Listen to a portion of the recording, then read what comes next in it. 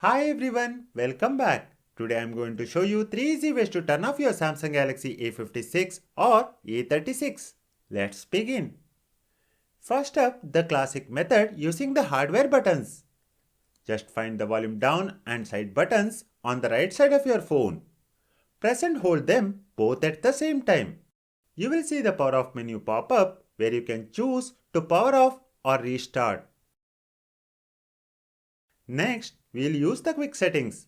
Simply swipe down from the top right of your screen. You will see the power icon. Tap it and then select power off. Confirm once more and you are done. Finally, let us talk about remapping the side button.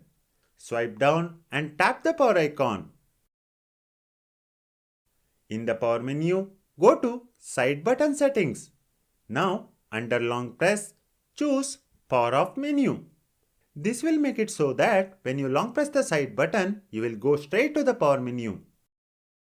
That concludes our tutorial on powering off the Samsung Galaxy A56 or A36. And that's it. 3 simple ways to powering off your Samsung Galaxy A56 or A36. Thanks so much for watching. If you like this video, please hit that like button and subscribe for more helpful Samsung Galaxy tips and tricks.